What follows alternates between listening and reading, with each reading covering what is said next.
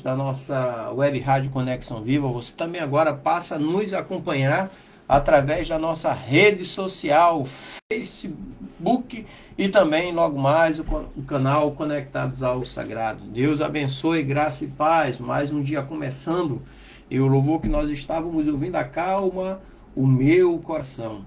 E verdadeiramente Deus agindo, Ele acalma o nosso coração, porque Ele traz a esperança que nós almejamos, ou seja, a certeza da promessa que Ele mesmo fez. Amém? Então vamos orar, vamos falar com esse Deus glorioso, Deus Criador dos céus e da terra. Senhor Deus Santo, vivo, poderoso, Deus Criador dos céus e da terra e tudo que nela há. Seja feita a Tua vontade, ó Deus, assim na terra como no céu. Toda honra e toda glória seja dada ao Senhor. Em Tuas mãos, ó Deus, eu coloco a minha vida, a vida da minha família, dos meus parentes, meus amigos, a vida de todos aqueles que estarão nos acompanhando nesta manhã, ó Pai. Os coloco em Tuas mãos como criatura nas mãos do Criador.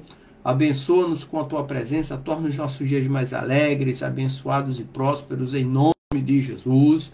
Ó Deus, que seja repreendido neste dia todo espírito de enfermidade, todo espírito de desânimo, todo espírito de inveja, todo espírito de fofoca, todo espírito de raiva, de mágoa, de rancor, todo espírito de vício, de prostituição, e que verdadeiramente o Teu Espírito Santo tome lugar em nossas vidas, nos consolando, nos confortando, nos alicerçando e nos direcionando, ó Deus.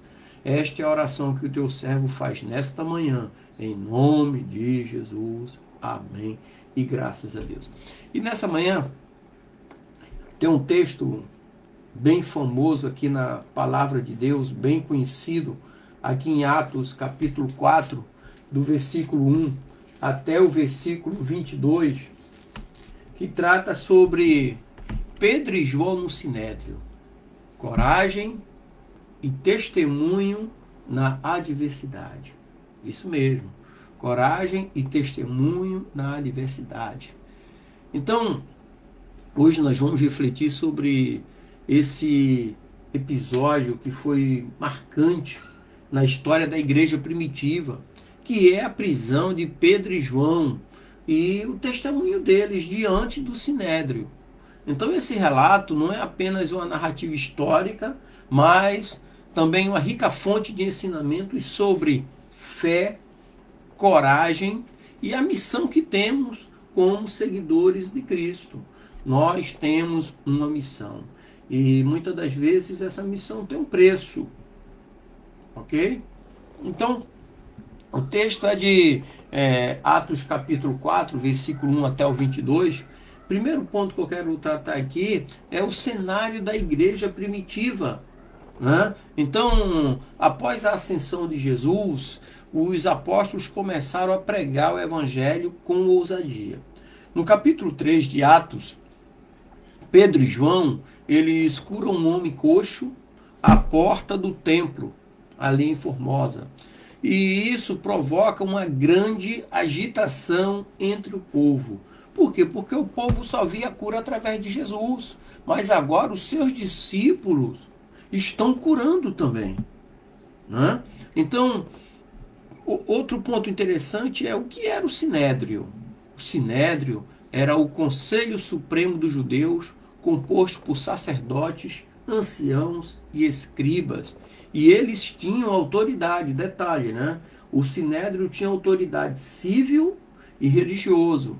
Paulo, por exemplo, recebeu uma carta do Sinédrio, assinado pelo sacerdote e o sumo sacerdote, dando autonomia, autoridade e competência para Paulo prender os cristãos da época e, se possível, matar também, né? Então, esse conselho, que era composto por sacerdotes, anciãos e escribas, eles tinham autoridade religiosa e civil, ok?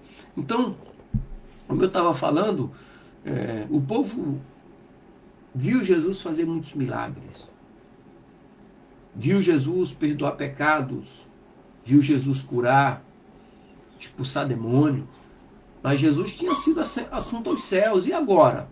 Agora os discípulos que foram revestidos do poder dado por Jesus E esse poder começou a se manifestar através dos discípulos. E Pedro e João, certa vez, indo ao templo de Formosa, que eles continuavam indo ao templo, né? E tinha um deficiente na porta do templo. E Pedro olha para ele e diz: olha, não tenho ouro nem prata, mas o que eu tenho eu te dou. Em nome de Jesus, o Nazareno, levanta e anda. Então aquilo ali causou um alvoroço no meio do povo, porque eles agora estavam realizando os milagres que Jesus realizava. Então o poder de Jesus tinha dado para eles.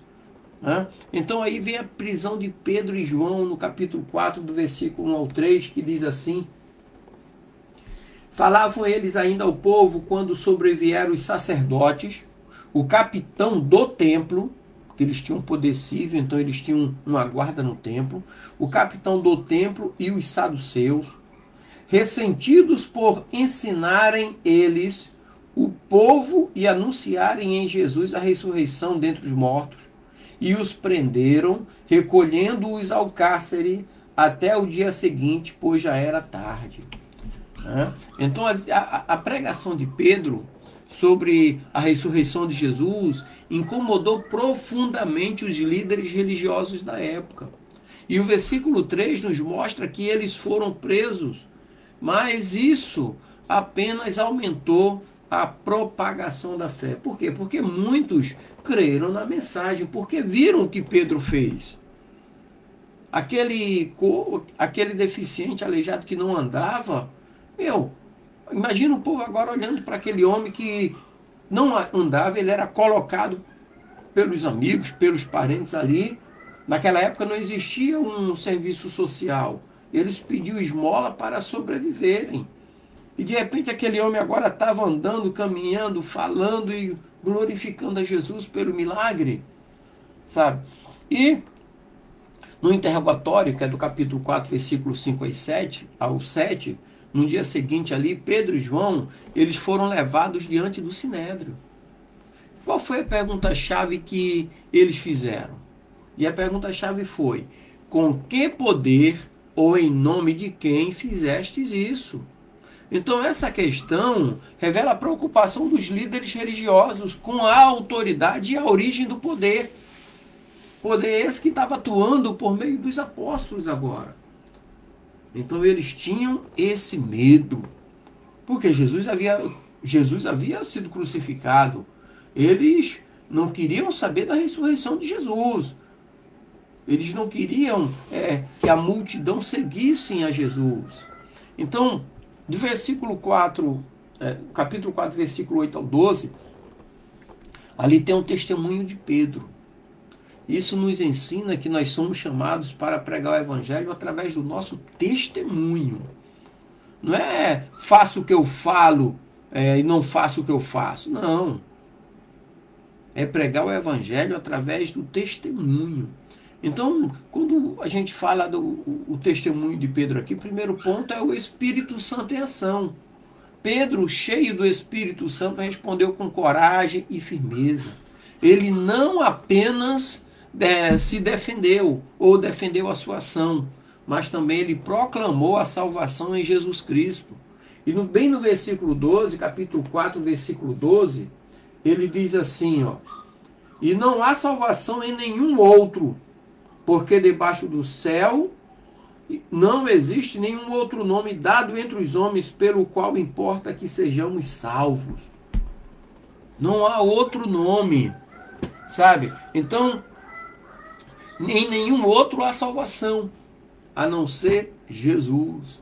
Nenhum outro nome tem autoridade para curar enfermos, para expulsar demônios, para repreender a sua enfermidade. Nenhum nome há, a não ser Jesus. E o outro ponto interessante aqui do testemunho de Pedro é a coragem diante da adversidade, diante da pressão. Muitos, diante da pressão, amolecem, se enfraquecem, desanimam. Pedro e João estavam cientes do perigo que eles corriam, mas escolheram ser testemunhas de Cristo. Então essa coragem é um exemplo para nós nos dias de hoje. Muitas vezes enfrentamos situações que nos desafiam a falar sobre a nossa fé. Aí vem a pergunta máxima, né? Como temos respondido a essa pressão que o inimigo, o mundo impõe sobre nós, temos aproveitado para responder com a nossa fé? Por quê? Porque do versículo 13, capítulo 4 de Atos, do versículo 13 ao 22, vem a reação do Sinédrio, sabe? Os líderes religiosos ficaram admirados pela ousadia dos apóstolos, especialmente porque eram homens simples e sem instrução. Então, homens simples sem instrução, ousados diante de doutores da lei, conhecedores. Então isso nos ensina que Deus pode usar qualquer um, independentemente de sua formação ou status. Deus pode usar quem Ele quer, a hora que Ele quiser, para fazer o que Ele quer, porque Ele é Deus. Esse é o Deus criador dos céus e da terra. E qual foi a decisão do Sinédrio ali naquele momento? Ou seja, mesmo diante do testemunho poderoso de Pedro e Paulo, o Sinédrio decidiu proibi-los de falar em nome de Jesus. No entanto, os apóstolos responderam: julguem vocês mesmos se é justo diante de Deus obedecer a vocês em vez de Deus. Atos 4:19. Por quê? Porque muitas das vezes somos levados a isso. Somos levados a isso, a não falar das coisas de Deus, do reino de Deus. Mas a autoridade que está em nós, dada por Jesus, não cede à pressão. Então esse é um ponto crucial. A obediência a Deus deve sempre prevalecer sobre as pressões humanas. Principalmente pressões essas que nós identificamos que é imposta por Satanás usando pessoas. Não é desafiar ou usar o nome de Deus em vão. É quando o inimigo tenta nos calar, tenta abafar a ação de Deus. E Deus nos reveste de poder e autoridade. Então, diante disso, nós temos a aplicação prática. Como nós, no dia de hoje, século 21, 2025, como nós podemos ter isso na nossa vida no dia de hoje, uma aplicação prática? Primeiro ponto é ousadia em testemunhar. Então, como podemos aplicar essa coragem em nossas vidas hoje? Nós devemos ser ousados em compartilhar nossa fé, mesmo quando isso nos coloca em situações difíceis. Então, a mensagem de Cristo é a esperança para o mundo. A melhor mensagem sobre Jesus é a nossa vida. As pessoas olharem para a nossa vida, veem as coisas dando certo, e você poder dizer: não, as coisas estão dando certo porque eu sirvo a um Deus vivo. Eu sou seguidor de Cristo.